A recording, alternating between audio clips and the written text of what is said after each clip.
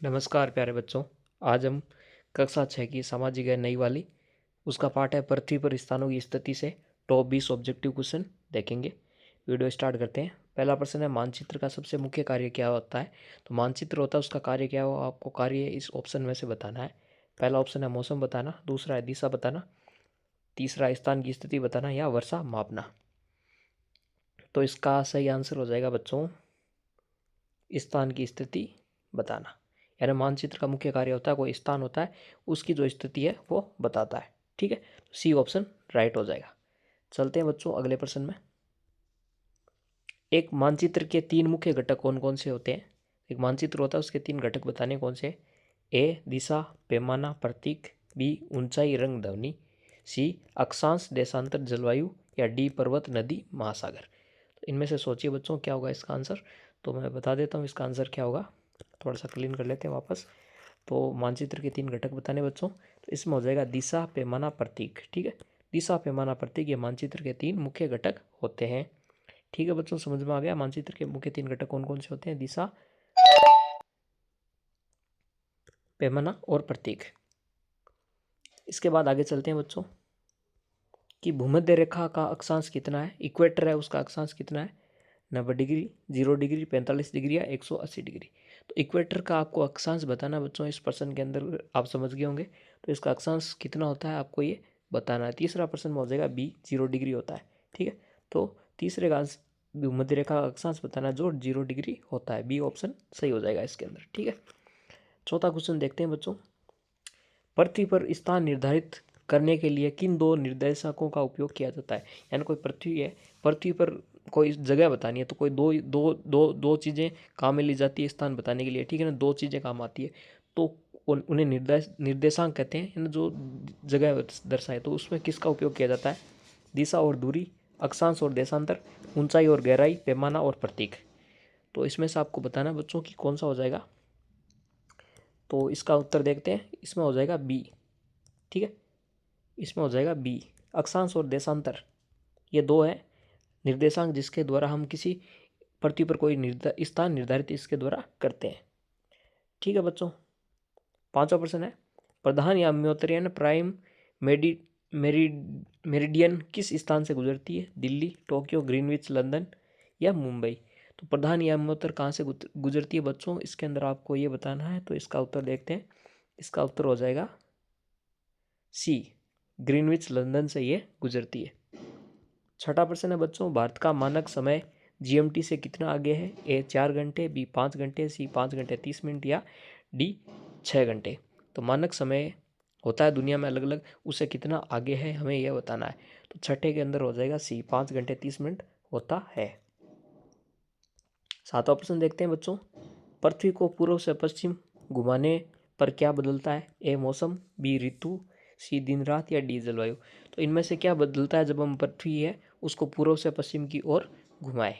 ठीक है, इधर पूर्व है, इधर उत्तर है, इधर पश्चिम है, इधर दक्षिण है, तो इस तरफ घुमाएं तो क्या बदलता है? तो इसको बताना है। तो इसका आंसर हो जाएगा बच्चों सी, दिन रात बदलते हैं। ठीक है, आठवां प्रश्न है, अक्षांश रेखाएं किस दिशा में जाती है? ए उत्तर से दक्षिण, बी पूर्व से पश्चिम, सी तिरछी, डी गोलाकार नहीं होती।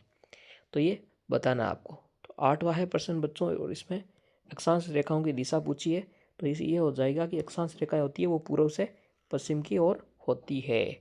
ये धरती है, इधर पूर्व है, ये पश्चिम है, तो इस तरह होती है अक्षांश रेखाएं। ठीक है,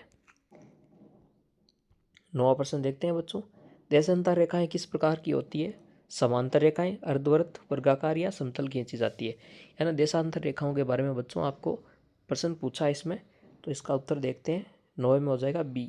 नौवे में क्या हो जाएगा? बी, अर्धवृत्त रूप में ये होती है ना, इस तरह होती है ये। किसी भी जगह से जब गुजरती है तो वृत्त को दो भागों में ये बांटती है। ठीक है, पृथ्वी को। 10वां प्रश्न है, पृथ्वी कितने समय में एक बार अपनी दूरी पर घूमती है? ए 10 घंटे, बी 12 घंटे, सी 24 घंटे या डी 30 घंटे। तो ये 10वां प्रश्न है बच्चों, ये 24 घंटे, 24 घंटे में अपनी दूरी पर एक बार घूमती है ना। पर ये सूर्य है और ऐसे पृथ्वी चक्कर लगाती है, तो अपनी दूरी अपनी जगह पर भी पृथ्वी घूमती है, और ये अपनी जगह पर कितनी दूरी पर कितनी टाइम लगाती है? तो 24 घंटे में घूमती है, और इसको हम एक दिन कहते हैं। ठीक है बच्चों, अगला प्रश्न है, 15 डिग्री देशांतर के अंतर से समय का अंतर कितना होता है?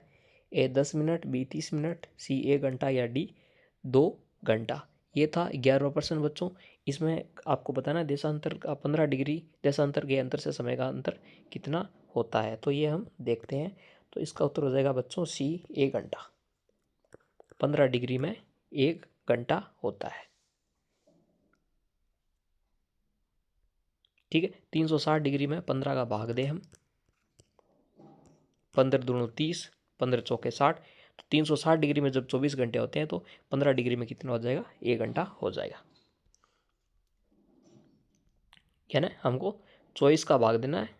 24 घंटे होते हैं एक दिन में और पृथ्वी 360 डिग्री होती है, 24 का भाग दे देंगे तो 1 घंटा आ जाएगा 15 डिग्री में। 12वां है भूमध्य रेखा के पास का जलवायु कैसा होता है। ए शीत, बहुत शीत, उष्ण या समशीतोष्ण। शीत है ना ठंडा, शीत है ना बहुत शीत है ना बहुत ठंडा, उष्ण या ना गर्म, समशीतोष्ण या न ज़्यादा ठंडा न ज़्यादा गर्म, समशीतोष्ण, ठीक ठाक ठंडा और गर्म। तो इसका देखते हैं भूमध्य रेखा के आसपास कैसा होता है, उष्ण होता है। ये देखो ये पृथ्वी है और बीचों बीच भूमध्य रेखा यहाँ पर गुजरती है, तो सूर्य की किरणें यहाँ सबसे ज़्यादा पड़ती है इस एरिया में, इसको भूमध्य रेखा का एरिया कहते हैं। तो यहाँ पर उष्ण वर्ष भर धूप रहती है, तो इसको कहते हैं गर्मी रहती है यहाँ पर। ठीक है, अगला प्रश्न देखते हैं बच्चों। दक्षिण ध्रुव का अक्षांश कितना होता है। ए 90 डिग्री, बी 0 डिग्री, सी 45 डिग्री या डी 90 डिग्री दक्षिण। सॉरी वापस बोलते हैं, ए 90 डिग्री उत्तर के अंदर, बी 0 डिग्री, सी 45 डिग्री दक्षिण या 90 डिग्री दक्षिण। तो यह है डी 90 डिग्री दक्षिण। ठीक है, ये इधर उत्तर ध्रुव होता है, इधर दक्षिण ध्रुव होता है, यहाँ पर होता है 90 डिग्री दक्षिण। ठीक है, तो डी इसका सही आंसर हो गया बच्चों। 15वां है भारत का अक्षांशीय विस्तार लगभग कितना है। 8 डिग्री उत्तर से 37 डिग्री उत्तर, 10 डिग्री उत्तर से 40 डिग्री उत्तर, सी 5 डिग्री उत्तर से 35 डिग्री उत्तर या डी 15 डिग्री उत्तर से 25 डिग्री उत्तर। तो इसका उत्तर देखते हैं, उत्तर का उत्तर देखते हैं।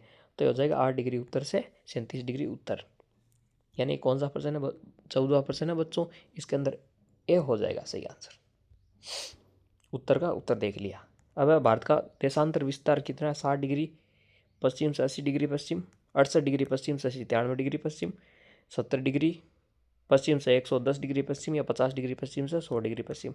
तो भारत का देशांतरीय विस्तार है बी 68 डिग्री पश्चिम से 93 डिग्री पश्चिम, इसका देशांतर है।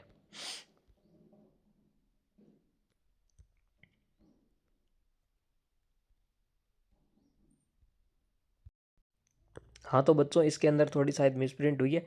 68 डिग्री पूर्वी देशांतर है, पूर्वी देशांतर में, यहाँ पर पू कर लेना, ठीक है ना, पूर्वी देशांतर में भारत पूर्वी देशांतर में विस्तार है और कितना 68 से 97 से, लेकिन ये पश्चिम नहीं है, पूर्वी होगा, सब में आप पूर्वी ऑप्शन कर सकते हैं। तो भारत का देशांतरीय विस्तार कितना है बच्चों, 15 का उत्तर हो जाएगा 68 डिग्री पूर्वी देशांतर से 97 डिग्री पूर्वी देशांतर। ठीक है, वैसे ये 68 डिग्री 7 मिनट से लेकर के 97 डिग्री 25 मिनट होता है। तो 68 डिग्री से 97 पूर्वी देशांतर होगा, इसमें ध्यान रखना है। ठीक है बच्चों, ये पूर्वी देशांतर इसका ऑप्शन होगा। ठीक है, एंड 16 प्रश्न है, उत्तर दिशा को मानचित्र में कैसे दर्शाया जाता है। ए त्रिकोण से, बी नीचे की तरफ, बी उत्तर लिखे तीर से या डी रंग से। तो इसका हो जाएगा ऊ लिखे तीर से, ऊ यानी उत्तर। ठीक है ना, जब भी हम मानचित्र देखते हैं तो उत्तर दिशा की तरफ एक ऊ लिखा होता है और एक ऐसे तीर बनाया होता है। ठीक है, तो उत्तर दिशा को दर्शाता है। इसके बाद बात करते हैं कौन सा मानचित्र प्राकृतिक आकृतियां दिखाता है। ए राजनीतिक मानचित्र, बी थीमेटिक मानचित्र, सी भौतिक मानचित्र या डी क्षेत्रफल मानचित्र। तो 17वें का आंसर देखते हैं, सी हो जाएगा बच्चों। इसमें भौतिक मानचित्र है वो क्या करता है, प्राकृतिक आकृतियां दिखाता है।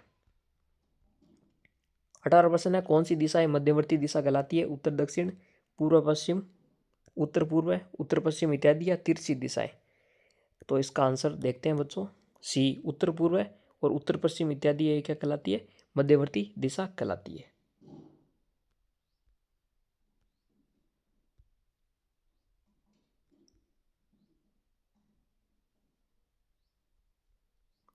इसके बाद हम आगे देखते हैं, इसका कहने का क्या तात्पर्य मैं बताता हूँ। देखो, ये होती है उत्तर दिशा, ये होती है दक्षिण, ये होती है पूर्व और ये होती है पश्चिम। ये मध्यवर्ती दिशा पूछा, उत्तर से दक्षिण तो ये बीचों बीच हो गई, पूर्व से पश्चिम ये भी बीचों बीच हो गई। ठीक है, तीसरा उत्तर से पूर्व है, उत्तर पूर्व है, उत्तर पूर्व कौन सी हुई, उत्तर और पूर्व के बीच में, ये इन दोनों के बीच में आ गई। उत्तर पश्चिम, ये रही उत्तर और पश्चिम, ये दोनों क्या मध्यवर्ती है। तो ठीक है। इसके अलावा पूर्व, दक्षिण पूर्व, ये भी मध्यवर्ती है, मध्यवर्ती है। तो इस हिसाब से उत्तर पूर्व और उत्तर पश्चिम है। उत्तर पूर्व क्या होती है, यहाँ होती है, और ये उत्तर पश्चिम यहाँ होती है। तो ये क्या मध्यवर्ती दिशाएं कहलाती है। इसके बाद अगला प्रश्न देखते हैं। अंतर्राष्ट्रीय तिथि रेखा लगभग किस देशांतर पर है? 90 डिग्री, ए 90 डिग्री, बी 0 डिग्री, सी 180 डिग्री या डी 60 डिग्री। तो इसका उत्तर देखते हैं। इसका उत्तर है सी, 180 डिग्री पर ये अंतर्राष्ट्रीय तिथि रेखा स्थित है। किस देशांतर पर? 180 डिग्री देशांतर पर ये स्थित है। ठीक है। 20वां प्रश्न है, उज्जैन यानी उज्जैन किसका प्रमुख केंद्र था? ए कृषि का, खेती का, बी राजनीति का, सी खगोल विज्ञान का, डी उद्यानिकी का यानी उद्यान का। तो इसका आंसर है बच्चों सी, ये खगोल विज्ञान का उज्जैन है, वो केंद्र किसका था? खगोल विज्ञान का था उज्जैन। तो ये बच्चों थे 20%। वीडियो अच्छा लगे तो इसको लाइक कीजिए, शेयर कीजिए, चैनल को सब्सक्राइब कीजिए और मिलते हैं फिर अगले वीडियो में।